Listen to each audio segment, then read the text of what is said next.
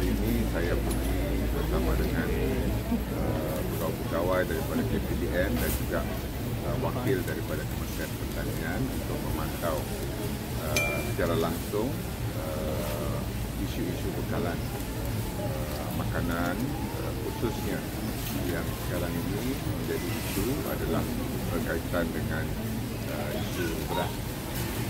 Sebagaimana yang kita maklum bahawa punca kuasa berkaitan dengan bekalan dan harga beras ini adalah di bawah Kementerian Pertanian dan Sektor Jaminan Makanan melalui Akta Kawalan Beras dan juga Padi 1994 iaitu Akta 522 dan sebagai KPDN yang bertanggungjawab tentang isu-isu di pasaran tentang bekalan makanan rakyat, kita juga mengambil perhatian terhadap isu-isu yang berbangkit.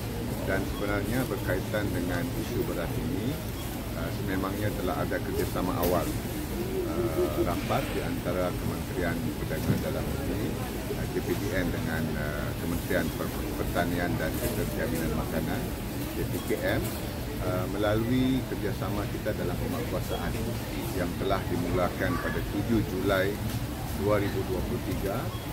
Kita telah sama-sama menggerakkan operasi bersepadu yang kita namakan Opjamin since Julai yang lepas. Dan apabila diumumkan oleh Pernas kenaikan harga beras import pada 1 September, serta-merta saya telah mengarahkan di peringkat KPDN untuk kita meningkatkan kapasiti penguatkuasaan kita.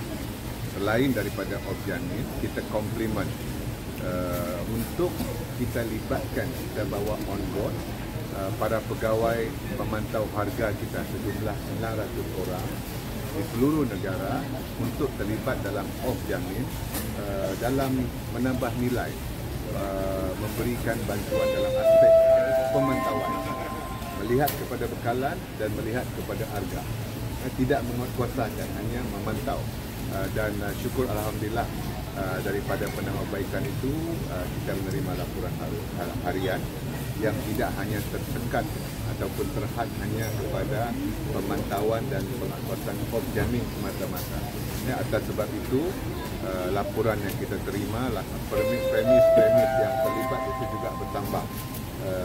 Kalau kita lihat contohnya, kita akan serahkan kepada rakan-rakan media sejak kita melaksanakan Opjamin termasuk penambahbaikan pada 1 September yang membawa bersama para pegawai pemantau harga kita telah mendapat laporan dan pemeriksaan itu dengan lebih tinggi.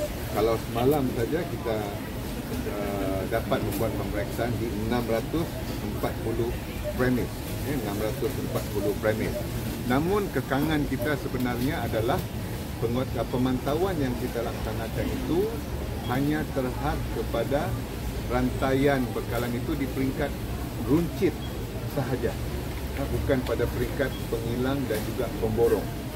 Kerana apa? Kerana KPDN, penguatkuasa KPDN ini tidak mempunyai kuasa, punca kuasa untuk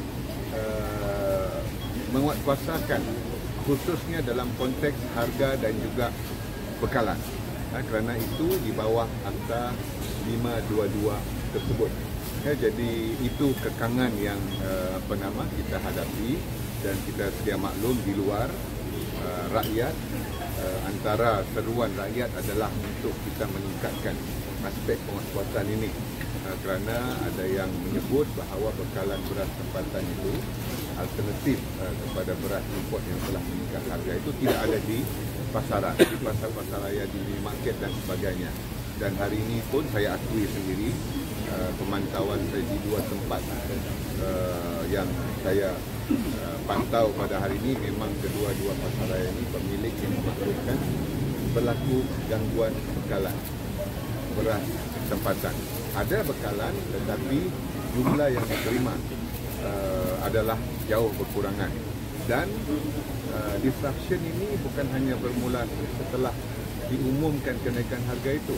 Tetapi bermula bulan lepas lagi, dalam bulan Ogos sekalipun telah bermula kurangnya supply kepada bekalan beras tempatan, dan lebih serius adalah pada bulan September ini. Tapi bekalan masih ada.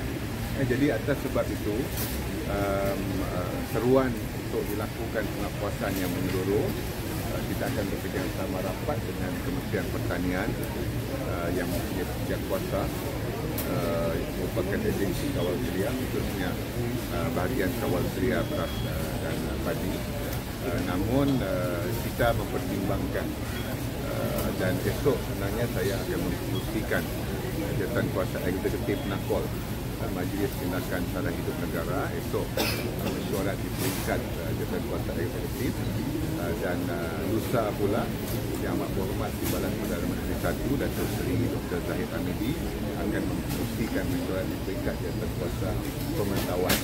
Dan esok antara isu yang kita akan bawa, kita akan bentangkan untuk pertimbangan adalah hasrat kita di KPDN untuk kita meneliti kesesuaian dan keperluan bersama dengan Kementerian Pertanian supaya kita dapat diberikan di bawah punca kuasa subsection 6/1 Akta Kawal Selia Beras, Kawalan Beras dan Padi dan Beras itu, supaya Ketua Pengarah Kawalan Beras dan Padi ini dapat memberikan extension of authority,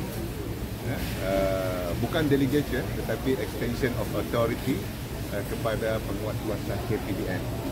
Jadi kita maklum bahagian kawal selia padi ini bilangan penguatkuasa mereka hanya pada kadar 190 maklumat yang kita peroleh ini, dan di KPDN jumlah penguatkuasa kita adalah 2,200. Jadi sekiranya Kementerian Pertanian merasakan sesuai, sekiranya dapat dipertimbangkan, kita dapat memperkasakan penguatkuasaan ini di seluruh peringkat di seluruh negara, sebab kita melihat bahawa aspek penguatkuasaan dalam isu beras ini perlu di pelbagai premis.